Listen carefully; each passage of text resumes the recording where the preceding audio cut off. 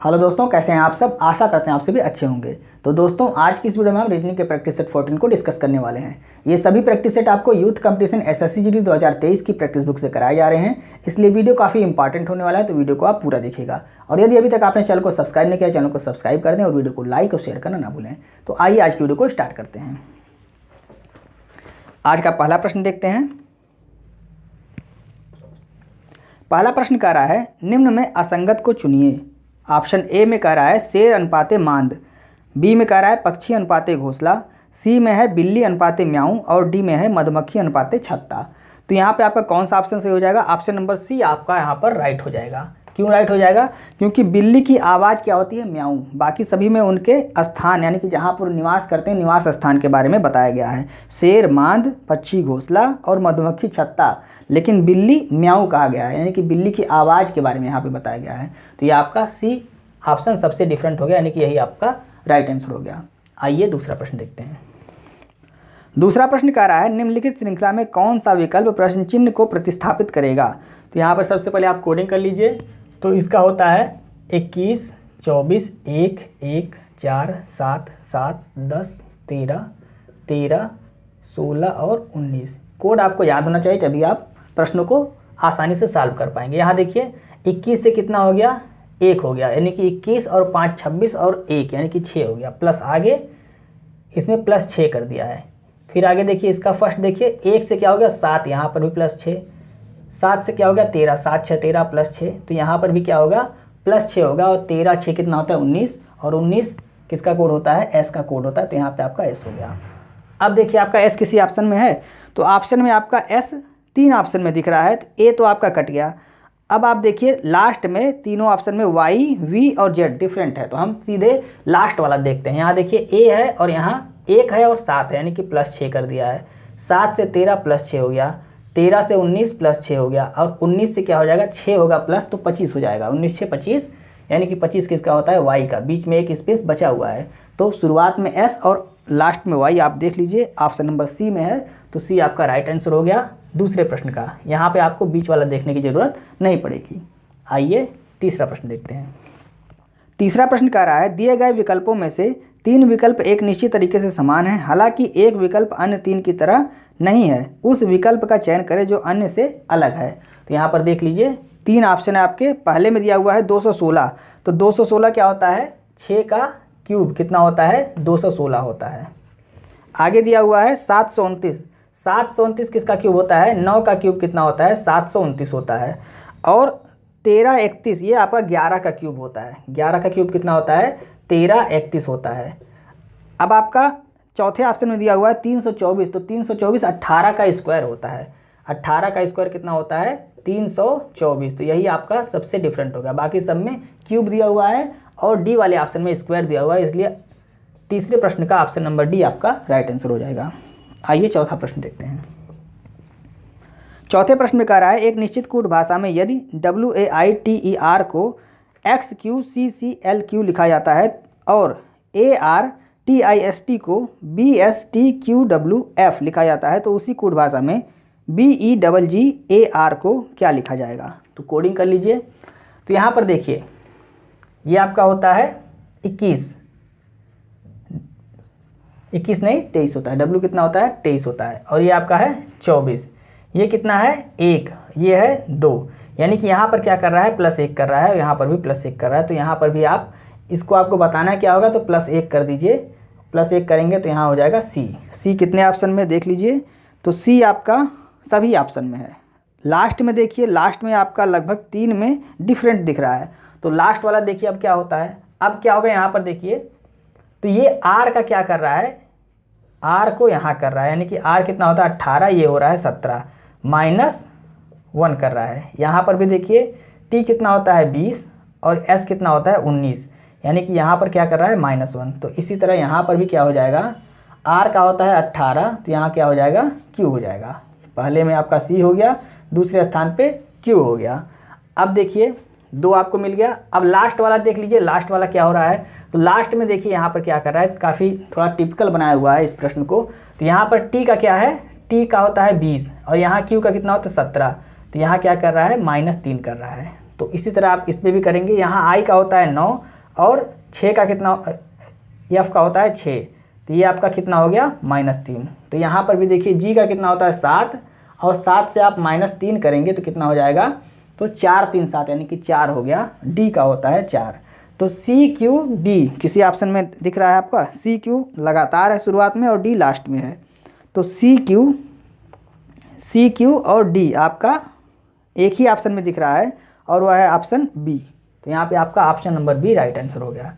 आपको थोड़ा सा ध्यान देना है, सभी को एक लाइन से आपको कोड करके और इस तरह से नहीं करना है। आपको थोड़ा सा ध्यान देना है कि किस ऑप्शन में कौन सा डिफरेंट है और वो हम कैसे निकाल सकते हैं, उसको आपको खोजना है। और लास्ट में मान लीजिए लास्ट में यहाँ डिफरेंट दे रहा है तो लास्ट वाला करिए, आपको इन सभी को करने की ज़रूरत नहीं है।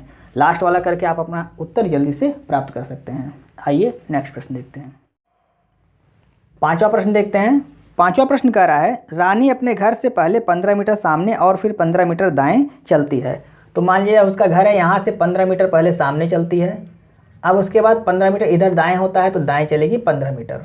आगे प्रश्न में कह रहा है उसके बाद हर बार बाएं मुड़ते हुए वह क्रमशः 10, 25 और 25 मीटर चलती है। अब वह हर बार बाएं ही मुड़ेगी, यानी कि बायां इधर हो गया दायां इधर हो गया। तो पहली बार 10 चलती है, अब दायां इधर बायां इधर, बाएं फिर कितना चलती है 25 चलती है। अब फिर से बाएं मुड़ेगी मतलब नीचे मुड़ेगी और कितना चलेगी 25 चलेगी। ये आपका प्रश्न में कह रहा है। अब प्रश्न में पूछा जा रहा है वह अब अपने घर से कितनी दूरी पर है। तो यहाँ देखिए 15 ये और 10 ये, यानी कि यह टोटल मिला के कितनी दूरी हो गए 10 ये, तो 25 हो गया। और यहाँ से यहाँ 25 आ गई, मतलब इसी बिंदु के सामने एकदम आ गई है। और यह दूरी कितनी है ये आपको ज्ञात करना है। तो इधर की दूरी कितनी है 15 और इधर की दूरी आपको ज्ञात करना है। और टोटल यहाँ से यहाँ तक दूरी कितनी है 25, तो यह दूरी कितनी हो गई 10 हो गई, यानी कि यहाँ 10 मीटर की दूरी पर है। ऑप्शन नंबर कौन सा सही हो जाएगा, ऑप्शन नंबर डी आपका राइट आंसर हो जाएगा। पांचवें प्रश्न का ऑप्शन नंबर डी राइट है। आइए छठवां प्रश्न देखते हैं। छठवां प्रश्न कह रहा है मनीष नितिन का भाई है। मनीष नितिन का भाई है।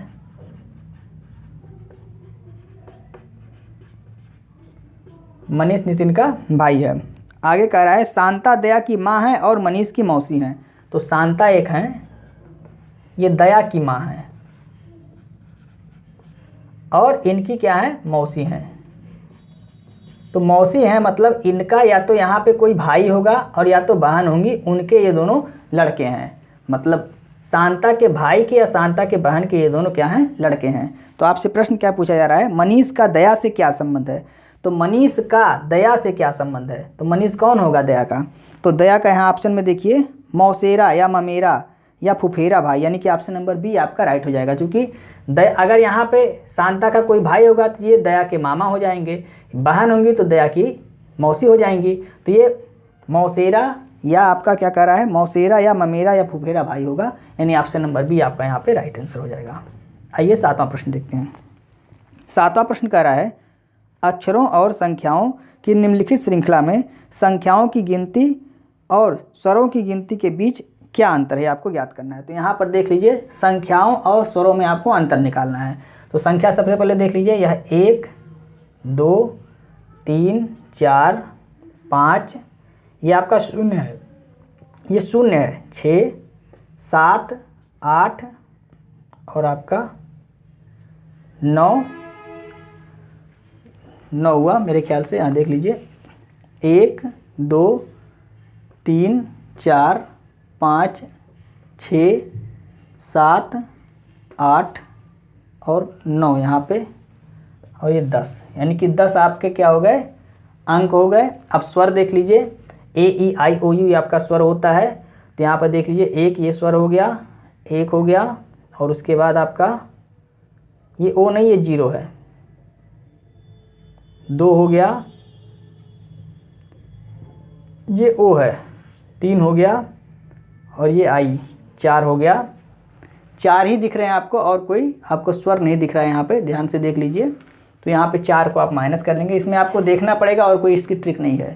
तो कितना आ जाएगा 10 में से 4 घटाएंगे 6 आ जाएगा। ऑप्शन नंबर कौन सा सही है आपका, ऑप्शन नंबर सी आपका यहाँ पे राइट आंसर। सातवें प्रश्न का option number C right answer है। आपको देखना ही पड़ेगा और कोई ट्रिक यहाँ पे अप्लाई नहीं होगी।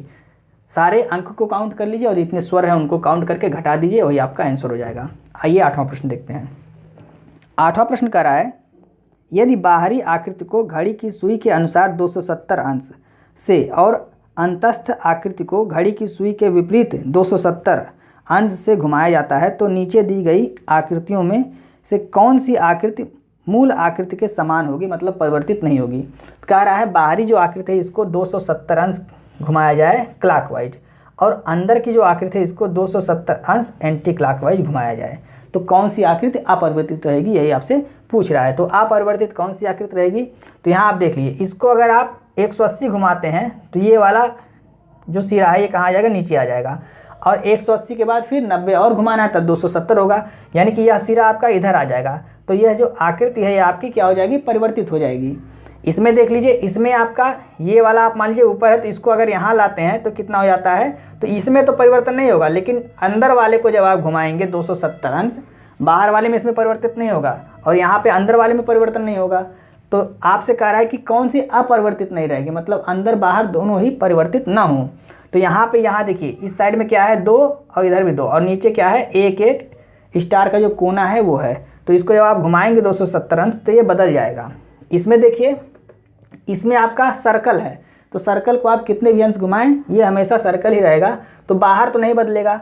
अंदर देख लीजिए, अंदर आपका यहाँ इसको अगर आप नीचे लाते हैं तो 180 हो गया, अब 90 और घुमाना है यानी कि इधर ले आएंगे तो भी आपका अंदर वाली आकृति सेम उसी तरह रहेगी, यानी यहाँ पर क्या हो गया, ऑप्शन नंबर सी आपका राइट आंसर हो जाएगा 8वें प्रश्न का। इसको भी अगर आप घुमाते हैं तो ये वाला जैसे देखिए यहाँ वाली आकृति यहाँ आ जाएगी तो 180 अंश हो गया, अब इसको आप यहाँ लाएंगे तो यहाँ क्या है, यहाँ इस तरह है और यहाँ फिर बाद में इस तरह से हो जाएगा, तो आपका यह भी परिवर्तित हो जाएगा, यानी ऑप्शन नंबर सी आपका 8वें प्रश्न का राइट आंसर है।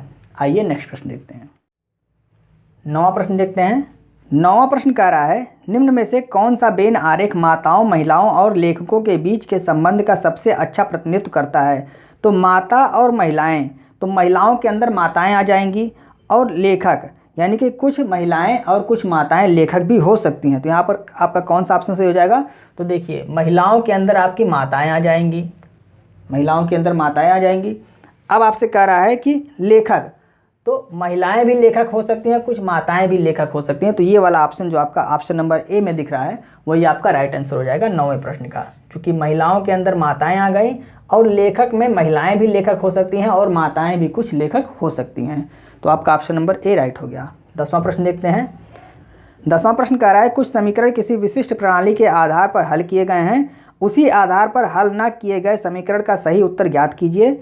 यदि आपसे कह रहा है 29 × 13 = 14, अब 29 में अगर 13 से गुणा करेंगे तो 14 थोड़ी आएगा, यहाँ क्या कर रहा है इसको ऐड कर दे रहा है, तो देखिए 9 और 3 12 यानी 2 हो गया और 2 1 3 और 1 4। अब इसको 14 लाने के लिए क्या करना पड़ेगा, तो यहाँ पर देखिए 3 से भाग दे रहा है, तो 3 × 3 और 3 × 4 = 12 यानी कि 14 आ गया आपका।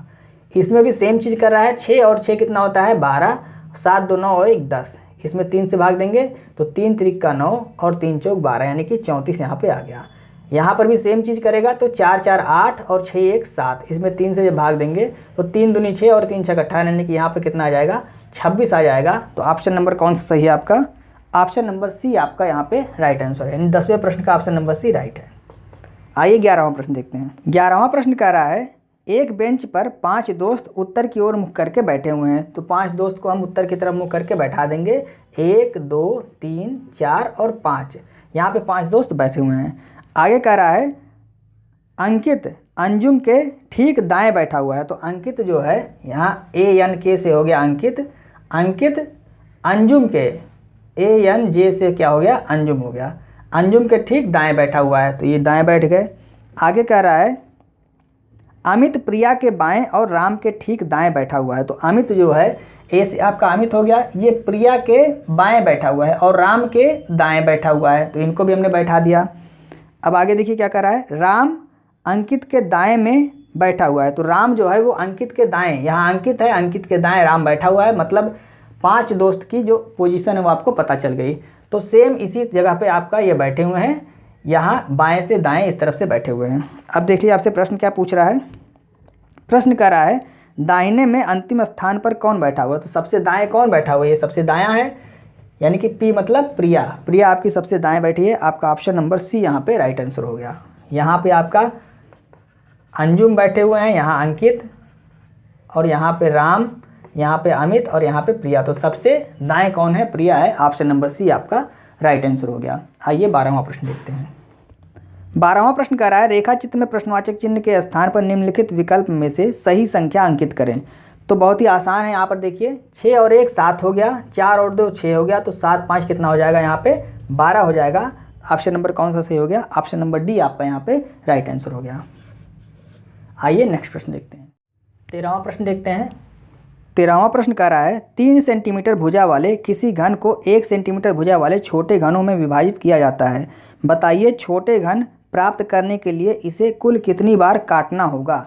तो कुल कितनी बार काटना होगा?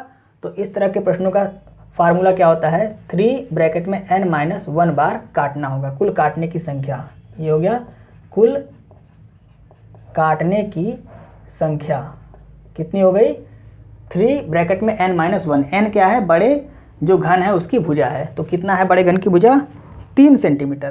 तो यहाँ हो गया 3 - 1 बराबर कितना हो गया? 2, यानी कि 3 × 2 हो जाएगा। क्यों? 3 - 1 बराबर कितना हो गया? 2 हो गया, यानी कि 3 × 2 बराबर कितना हो गया? 6। तो 6 बार काटा जाएगा टोटल। आपका आंसर कौन सा राइट हो गया? तो ऑप्शन नंबर बी आपका यहाँ पे राइट आंसर हो गया। इसको आप याद कर लीजिए।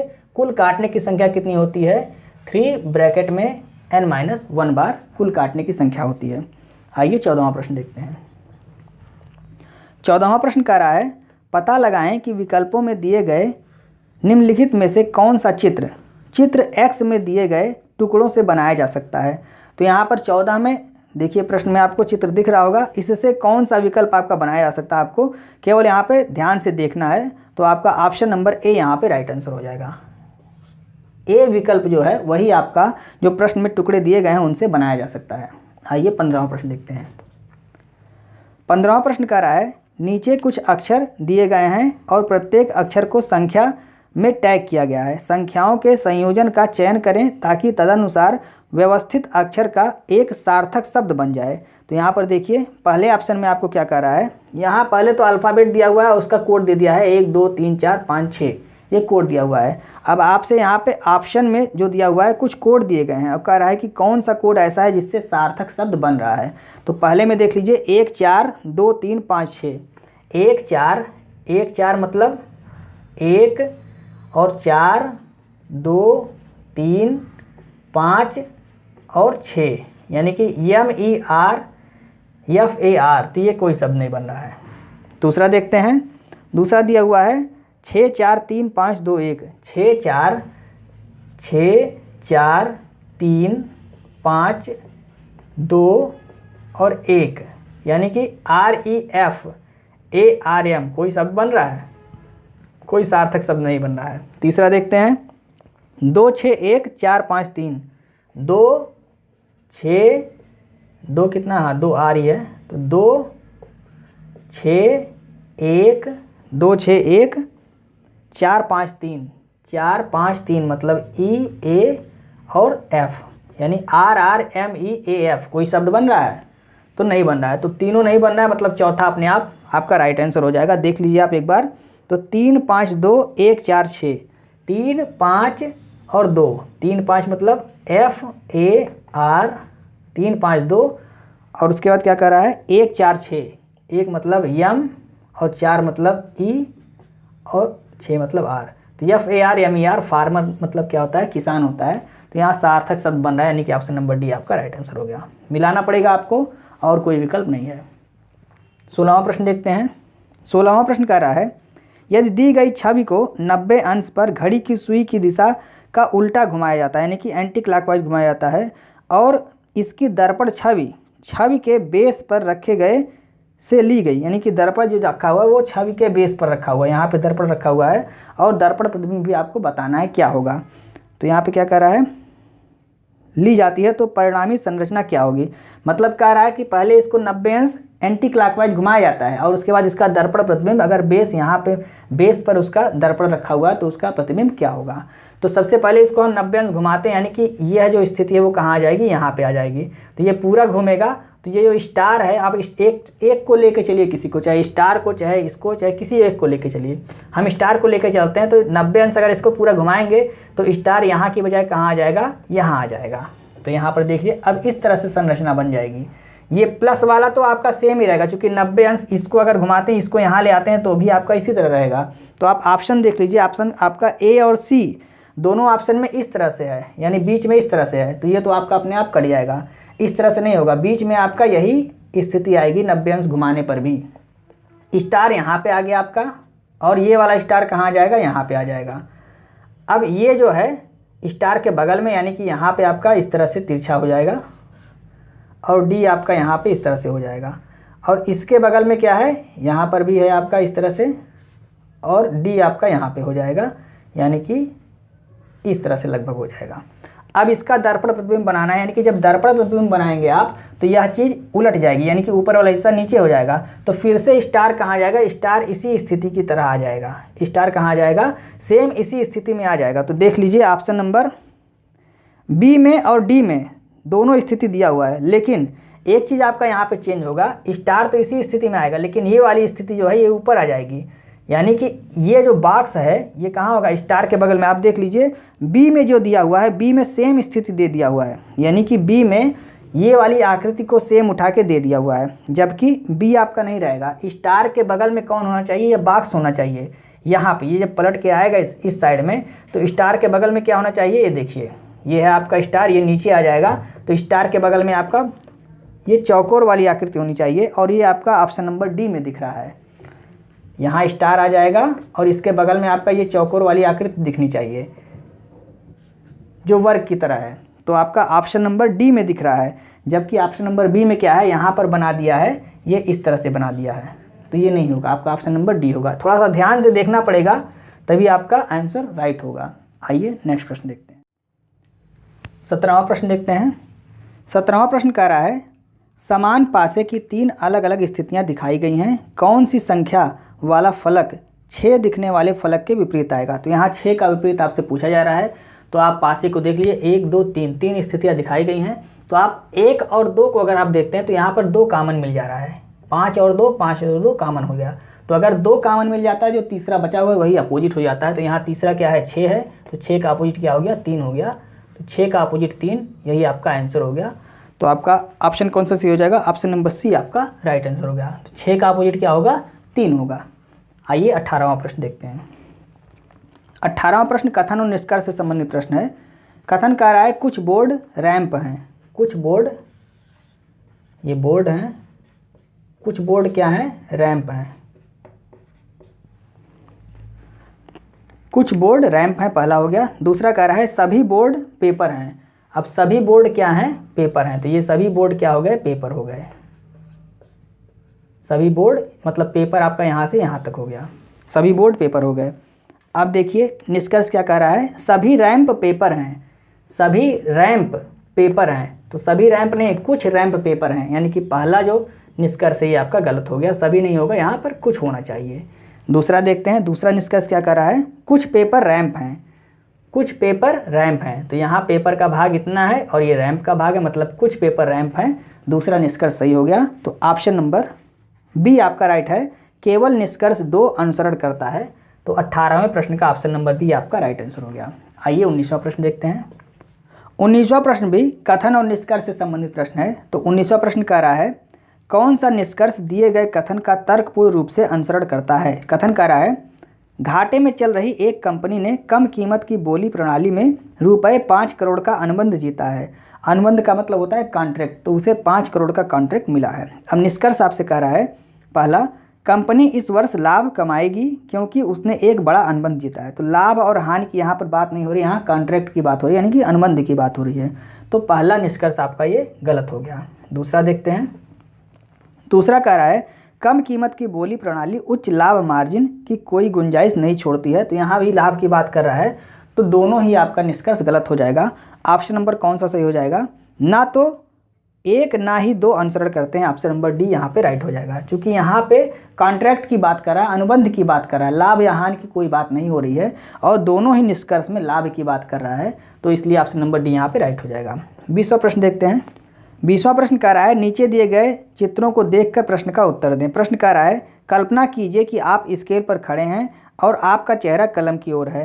नीचे दिए गए चित्रों में से कौन सा चित्र किताब के स्थानिक अभिविन्यास को सही ढंग से दर्शाता है। तो स्थानिक अभिविन्यास का मतलब क्या होता है? स्थानिक अभिविन्यास का मतलब होता है अन्य दिशाओं के सापेक्ष की स्थिति। तो आपसे कह रहा है कि पेन की तरफ आप देख रहे हैं, तो ये हो गया पेन और ये हो गई बुक, ये हो गई बुक। तो यह स्थिति अगर आपकी चारों ऑप्शन में दी गई है तो वही आपका राइट आंसर हो जाएगा। तो यह स्थिति नहीं दी है आपका किताब के स्थानिक अभिविन्यास को सही ढंग से कौन सा दर्शाता है? तो स्थानिक अभिविन्यास का मतलब क्या होता है? अन्य दिशाओं के सापेक्ष की स्थिति।